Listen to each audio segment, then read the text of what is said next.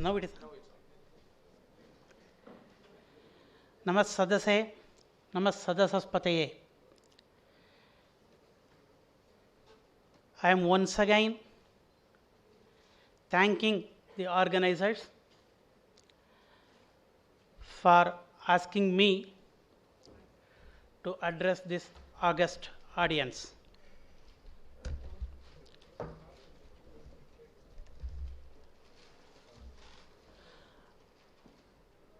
I am going to talk about Veda Vaibhavam,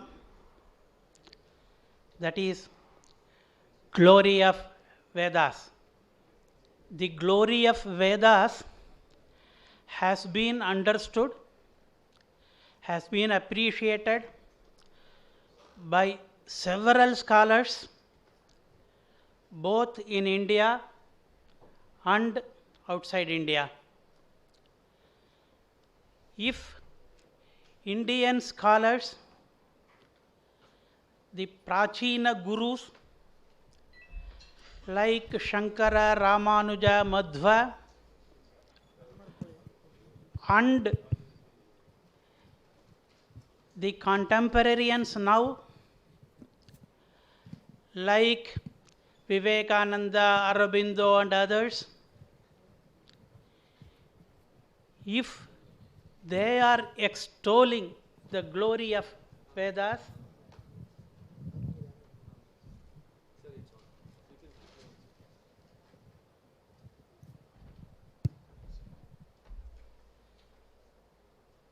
then it is not at all surprising for us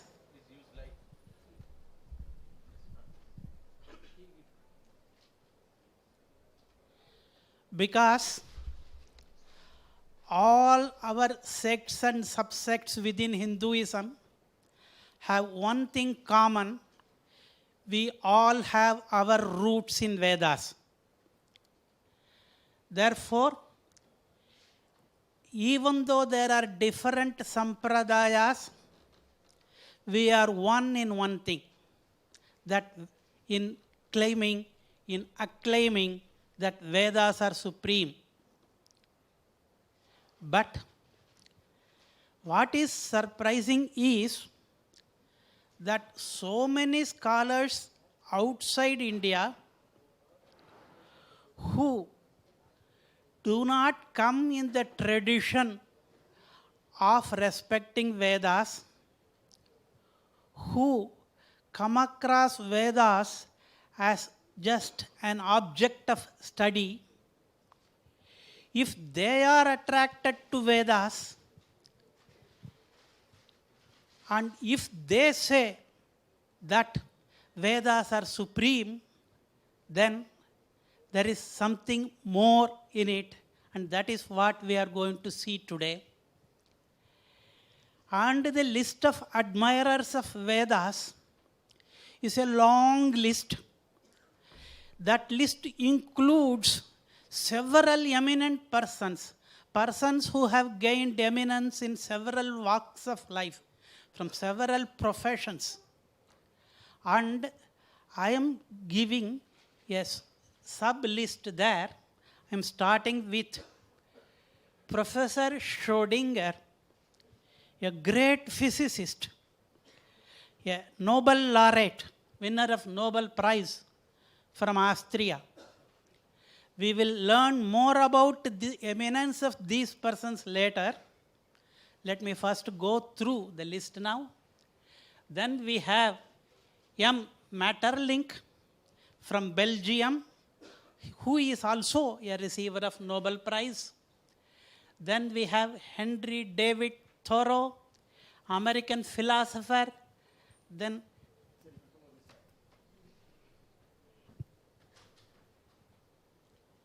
we have Jean Lee Mime, a French author, Arthur Schopenhauer, a German philosopher, R.W. Emerson, an American poet, Dr. Annie Besant, a woman speaker, Will Durant, an American historian, Alfred North Whitehead, a British mathematician, F. Max Muller, a German philologist, Louis F. Jacoliot, a French official, Rudolf Steiner, an Austrian architect, Herman Melville, an American novelist, Ella Wheeler Wilcox, an American woman poet, Paul William Roberts, a Canadian television producer, David Frawley, an American writer, Dara Shikoh,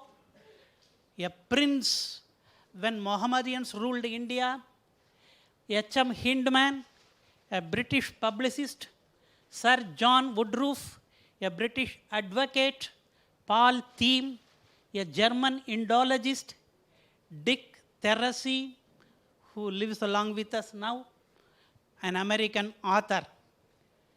What do they say about Vedas? We are going to see many excerpts from different books, but I have collected some important words mentioned by them about Vedas. They say that Vedas are most ancient. They are unparalleled in literature. Vedas are sublime, vast, pure, lofty, divine, primitive, thoroughly scientific, wonderful, eternal, unfathomable, unbroken chain, astonishing, majestic, august, sacred, terrible, full of solemn anguish, condensed wit, God revealed, most advanced, essential, immortal, and invaluable treasure. This is what those foreigners are saying about Vedas. Next. They are also adding, it's a great wave, it is forever valid, it is a reservoir, it is a luminary, it is solitary, it is having splendor, and it is the book that is first ever known to man. I am dividing this talk into 5 parts. The first part is about the antiquity of Vedas, to say that Vedas are very ancient. Vedas are among the oldest books. Many researchers have struggled to find the date of Vedas. Max Muller says Vedic age is between 1200 BC and 1500 BC. Keith and MacDonald, 2 different researchers, have come to the same conclusion that Vedic age is between 1200 before Christ and 2000 before Christ.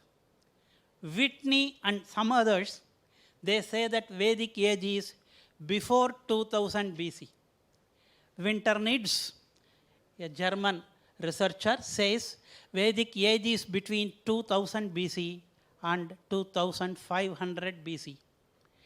Jacobi says that the Vedic age is between 3000 BC and 4000 BC. Next. Satyavrata Samashrami says the Vedic saint Kasha Kritsna has lived before 5000 years, and therefore Veda cannot be brought after him.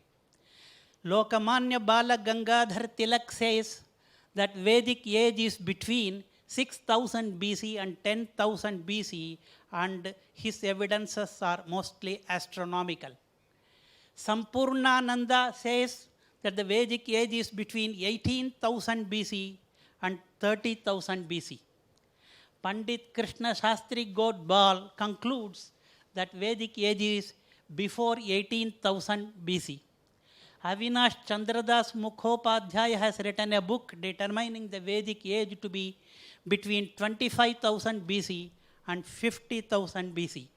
Lele Shastri says that Vedic age is between 40,000 BC and 54,000 BC.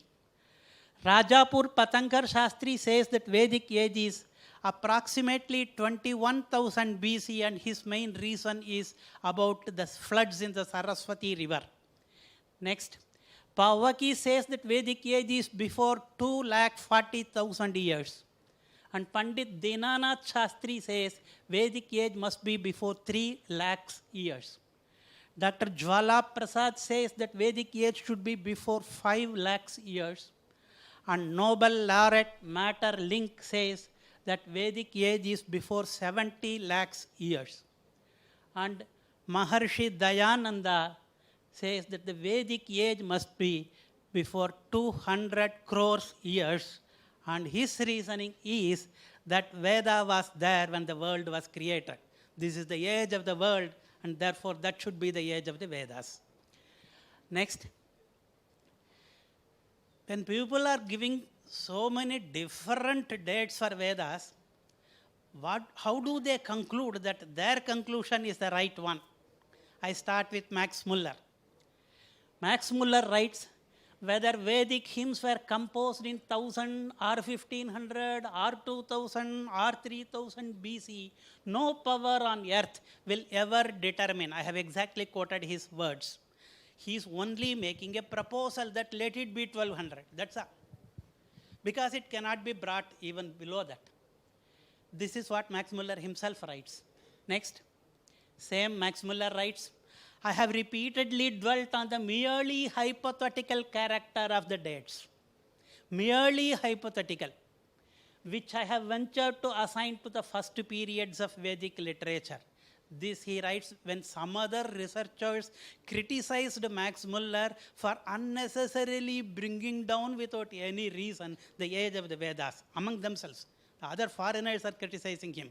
To them he replies that this is only of a hypothetical character. I do not stand by, by that. I do not swear by that. Next. A.B. Keith, who has written History of Sanskrit Literature and who has edited books on Vedas translation. Arthur Berriedale Keith, 1879 to 1944, Regius Professor of Sanskrit, University of Edinburgh. He, even though he says it is 2000 BC, finally he gives up his own conclusion, says that we cannot decide. It's just a guesswork. Next. Max Muller again. In the Rig Veda, we shall have before us more real antiquity than in all the inscriptions of Egypt or Nineveh. The Veda is the oldest book in existence. Only that much we can say. Date we cannot decide. Next. Will Durant, a famous American historian, writes, Upanishads are the oldest extant philosophy and psychology of our race. The surprisingly subtle and patient effort of man to understand the mind and the world. This is what Upanishad is all about. To understand the mind, that is why it is psychology. To understand the world, that is why it is philosophy. Next. This is Will Durant. He is considered by others as one of the most recognized historians of the entire world. Will Durant is famous historian. Next. What do we say? The traditional view. Traditional view is Vedas are eternal. Vedas themselves declare Vacha Virupa Nityaya Vrishneya Chodasva Sushtutim. These are praises offered to God, and these are Nitya, eternal. Next. Stephen Knapp, he is so much attracted by the Vedic philosophy that he converted his name as Nanda Nandana Dasa. He is actually Stephen Knapp. Next. He says that the Vedic philosophy contains the oldest spiritual texts of any religion in the world. Jacoliot, about whom I have talked in the morning also, he writes, in point of authenticity, the Vedas have incontestable precedence over the most ancient records. We cannot contest that at all. No historian is disagreeing with that. Next. Swami Dayananda Saraswati, he is described by others as a human dynamo because he violently attacked the critics of Vedas. He wrote, our Vedas are earliest books. Deshika says, Prachinanam Shruti Parishadam. They are old, they are ancient. Next. I am now coming to part 2, second part of the 5 parts. Bequeathment of Vedas. Bequeathment means the way in which they have been transferred to posterity. Next. This is from Jean Mealy. The pyramids have been eroded by the desert wind, the marble broken by earthquakes, and the gold stolen by robbers, while the Veda, unlike the pyramid, unlike the marble, unlike the gold, is recited daily by an unbroken chain of generations, traveling like a great wave through the living substance of the mind. This is taken from that book, Hymns from the Rig Veda. He was born in France in 1931. He studied Sanskrit in Columbia University. Next. This is the book from which I took that excerpt, that passage. Rig Veda Samhita is the title of the book. Next. The way in which Vedas were transferred, as I mentioned in the morning, even a single letter should not be altered. Several steps were taken to preserve the purity. Varnakshara padabhrashtam, matrasvara vivarjitam, that is a separate passage. Another, avaksharam anayushyam, visvaram vyadhipeditam, this is the passage given by Panini in his Shiksha Grantha. Therefore, even one varna or akshara or pada is bhrashtam, then it is a sin that we have committed. We have to do some prayashchitta for that. And prayashchittas are also prescribed. Even a matra, even a svara should not be omitted. Next. Next, please. Graham Hancock is the author of a number of best-selling investigations of historical mysteries, including The Sign and the Seal, that is the name of a book, Fingerprints of the Gods. He has written a book under that title.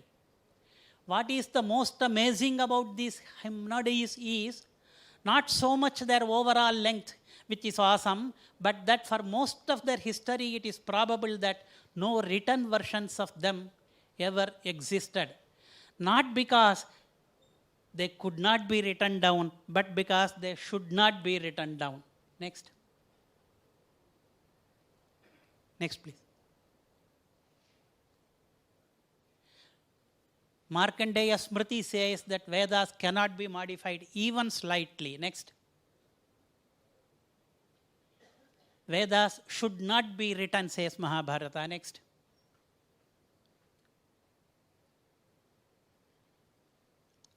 Next. Next. Next. Another passage says that if you read Vedas after seeing a leaf, that is a book, then it is not only becoming waste, but it is also becoming dangerous. It is not only useless, it is harmful to read Vedas from a book. Now I am going to the third part, contents of the Vedas. This part will be completely new to you. Next. Erwin Schrödinger, the first name that I mentioned, the great Nobel laureate, he writes, the striving of all the scholars of Vedanta was, after having learned to pronounce with their lips, that is also important. It is not enough to learn the meanings of the Vedas. We should learn to pronounce with the lips. Ucharanam is important. Then after that, really to assimilate in their minds this grandest of all thoughts. Next. This is the famous Erwin Schrödinger. And next line gives the book that he has written. He was an Austrian physicist. He, in 1933, received the Nobel Prize for Physics for the formulation of the now famous Schrodinger equation. He also received Max Planck Medal, and there is an Erwin Schrodinger Prize in the Austrian Academy of Sciences. He also received Austrian Decoration for Science and Art in 1957. He's a renowned scientist. Next, I am going to Henry David Thoreau, 1817 to 1862, American philosopher, Unitarian social critic, transcendentalist, and writer. Next, he writes, "What extracts from the Vedas I have read fall on me like the light of a higher and purer luminary, Jyotis, Tejas, which describes a loftier course through purer stratum. It rises on me like the full moon after the stars have come out, wading through some far stratum in the sky." He experiences the Vedic pronunciation like this. In the great teaching of the Vedas, there is no touch of sectarianism. It is of all ages, all climes, and all nationalities, and is the royal road for the attainment of the great knowledge. Next, the veneration, that is the respect, in which Vedas are held is itself a remarkable feat. People are not worshipping books except the book of Vedas. Next, Friedrich Max Muller, German philologist, 1823 to 1900. Next, I maintain that for everybody who cares for himself, or cares for his ancestors, or who cares for his history, or who cares for his own intellectual development, for every such person, a study of Vedic literature is indispensable. You cannot do without it. You have to study Vedic literature if you care for intellect. Jacques, he worked as a government official in French India. Next, the Hindu revelation which proclaims the slow and gradual formation of worlds, that is step-by-step evolution, is of all revelations the only one whose ideas are in complete harmony with modern science. No other old books are in harmony with modern science. Next, Herman Melville, 1819 to 1891, he was a great American novelist. Next, he writes, "Vedas are mystical books whose perusal would seem to have been indispensable to Vishnu before beginning the creation." Vishnu used Vedas for the creation itself, and which therefore must have contained something in the shape of practical hints to young architects. It looks like a book of manuals, how to create the universe. Vishnu has to refer to Vedas. Next, Paul William Roberts, he is was a lecturer in Oxford University. He is an award-winning television writer and producer in Canada. Next, he says the Vedas hold enough information to rebuild human civilization from scratch if necessary. Suppose the entire civilization is lost, only Vedas remain, then he says it is possible to reconstruct this civilization. Next, Count Maurice Maeterlinck, 1862 to 1949, was a Belgian poet and 1911 Nobel Prize for Literature. He is commenting on Vedic hymns. Is it possible to find in our human annals words more majestic, more full of solemn anguish, more august in tone, more devout, more terrible? Is it possible to find something other than Vedas which satisfy these characteristics? Next, this is Maeterlinck. Next, Sir John Woodroffe, another name, Arthur Avalon, 1865 to 1936, was the well-known scholar, and he came to the East and he was an advocate general of Bangla. Next, an examination of the Vedic theses shows that it is in conformity with the most advanced philosophical and scientific thoughts of the West. And where this is not so, that is in places where the two do not agree, it is the scientist who will go to the Vedantist and not the Vedantist to the scientist. Next. Paul Thiem, 1905. He's a German Indologist. He says Vedas are noble documents, not only of value and pride to India, but to the entire humanity. Next. Dick Teresi is an American writer, present day writer. He has written after 2000. This is taken from a recent book. He says these roots of modern science are available in India, were available in India long ago. Rig Veda asserted that gravitation held the universe together, and we are taught that it is Sir Isaac Newton's discovery. The Sanskrit-speaking Aryans subscribed to the idea of a spherical earth in an era when the Greeks believed in a flat one, and we are taught that this is discovered by Galileo. The Indians of the 5th century AD calculated the age of the earth as 4.3 billion years, and the same is the modern scientist's view also. Sir James Mackintosh, 1765 to 1832, is a British writer and philosopher. He also admires Vedas. The theory propounded by the Vedanta is refined, abstruse, ingenious, and beautiful theory of Upanishads. I am going to the fourth part of today's talk. Divinity of the Vedas. Vedas are divine. We will agree that Vedas are divine because we are followers of Vedas. But what do people from other religions say about the divinity of Vedas?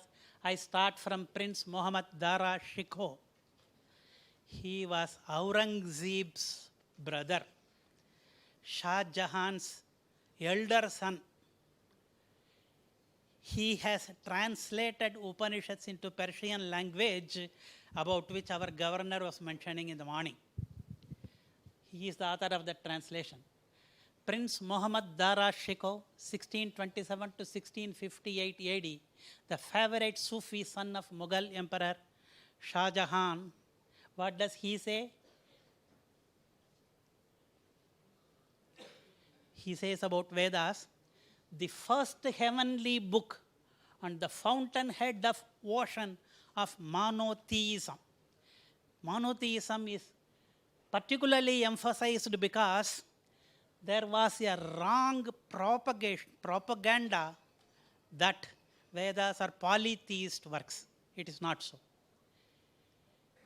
In his Persian translation of the Upanishads, this prince writes, after gradual research, I have come to the conclusion that long before all heavenly books, including his own heavenly book, Quran, God had revealed to the Hindus through the rishis of yore, of whom Brahma was the chief. Brahma was also a rishi, in as far as he revealed Vedas. His 4 books of knowledge, the Rig Veda, the Yajur Veda, the Sama Veda, and the Atharva Veda. God had revealed these 4 books. That is what that prince writes. Before going to the next, I will say a few more words about that princess. These ideas of his brother Aurangzeb did not like. Aurangzeb developed hatred towards his own brother. Therefore, he convened a meeting of Islamist priests, and with their concurrence, he beheaded his brother. His brother was killed because he was having such views. Now Hans Thorvaldsen, a native of Germany, now lives in Austria. Next. He has written a book, Heart of Hinduism. In that book, this quote is taken from that book. To the Hindu, Shruti is what cannot be thought up by the limited human intellect, but it is of God. It is what is forever valid, never invalid, never changes, is not dependent on the limited capacity for understanding of any one historical person. The Hindu, for this reason, is proud not to need a historical founder. The founder and foundation of the Vedas and the Upanishads is the Brahman itself, not the Brahman. Brahman, Supreme Soul, is what is indestructible and timeless. God is the founder of this religion. Next.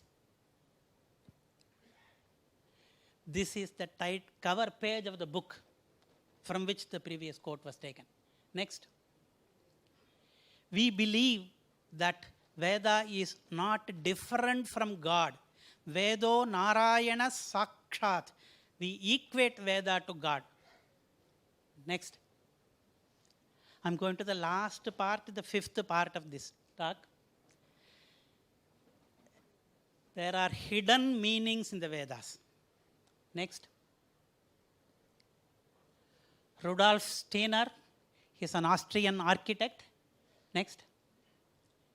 He writes, what we read in the Vedas, those archives of Hindu wisdom, gives us only a faint idea of the sublime doctrines of the ancient teachers. Doctrines are more than the idea that we get. Even so, these are not in their original form. Only the gaze of the clairvoyant, directed upon the mysteries of the past, may reveal the unuttered wisdom. There is so much wisdom in the Vedic passages which we are not able to see, even if we see the passage there. May reveal the unuttered wisdom which lies hidden behind these writings. He believes that there are many layers of meanings to this. Next, in fact, we also traditionally believe so. Solange Lemaitre, in his book on Hinduism, writes, there is more than a purely literal meaning to be found in the Vedas. There should be more meanings in that. Next. Madhvacharya writes, Triarthatam Shrutishu Vitta Dashartham. For Vedic passages, there are 3 layers of meanings. Triarthatam. And he calls them Adhyatmika, Adhibhotika, and so on. But what we see is the first layer only. Or the Avalon writes, its more advanced concepts can be difficult for even the greatest scholars of the West to fathom. That is why it is unfathomable. It is very gambhira. Next. That is why Deshika says, Gambhiranam, not easy to grasp. Akritaka giram, not man-made. Gahate chittavrittim, its grand thought. There are other methods to grasp those grand thoughts. Next. Thank you. Sir, I have a question, sir. Yeah. Thanks for the brilliant exposition, very inspiring. Now, how do we excite the generation next about the value of the Vedas? Kindly enlighten us. These ideas to them through English language, because I find the younger generation, including my own grandsons, they do not know our language. That's the case with all South Indian or any Dravidian language. Kannada people, they don't know Kannada. Telugu, they don't know Telugu. So it is happening everywhere. It's not necessarily for Tamil. Sir, can I have a question, please? But to make your question very short, we are No, it's very common question. Sir, as you tell, it is so vast and wide and so much year old and all. If I want to start, from where I can start? Even now there are many gurukuls, many Veda Patashalas. Only thing is we do not want our youngsters to start that kind of education. Sir, you mentioned about different periods of Vedas. and he said it's not exactly known as to when it was written because there is a lot of variation. In that context, you mentioned about the books. May I know what actually is that book?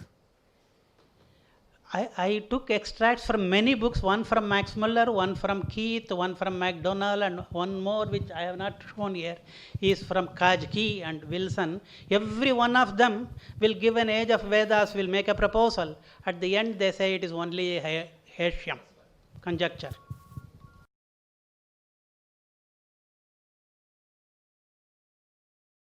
Even I would like to ask one questions to all of our scholars, like how they ask from where to start. Is it many youngsters feel that we don't have anything on Sanskrit literature? So I would like to ask that what kind of steps would be taken to turn their minds and show the treasure we have in Sanskrit literature? I have this question. Where do we commence? There is one easy solution for Bangaloreans.